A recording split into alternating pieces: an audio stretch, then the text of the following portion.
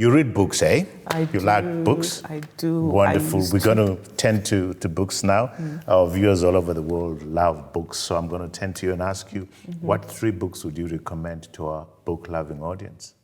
The first one is the Bible. You can never finish it because even if you read it over and over, each scripture means something different depending on where you are and the season. Yeah. So you can read the same verse, the Lord is my shepherd, I shall not want.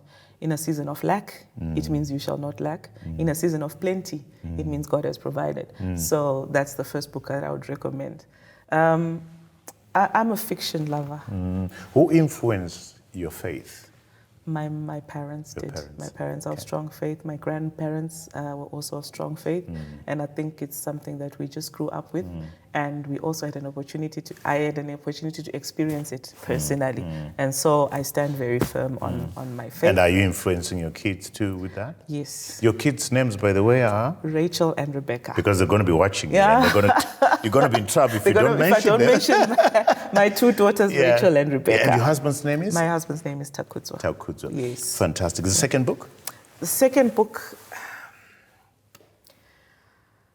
I would say that I'll pick one fiction and one non-fiction. Okay. I loved Wilbur Smith. From my teens into early 20s, I would be supposed to be studying or in bed, and I would try and finish this 500-page book in 2 nights. So one of my favorites from Wilbur Smith is Seventh Scroll. I liked Taita in that book, a clever little eunuch who was instrumental to shaping the Egyptian world. Of course, it's fiction, but just reading about his clever machinations and his ideas and his plans, it was so fascinating for me.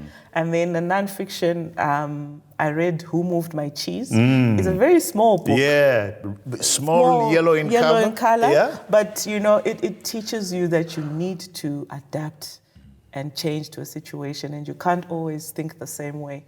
You need to be willing to try new things if you want to get the bigger chunk of cheese. So that's the one that I would recommend and I think it's a good starting point when you start looking at nonfiction, autobiographies, and it's a nice light read, but it's very impactful, I think, for a book. Yeah.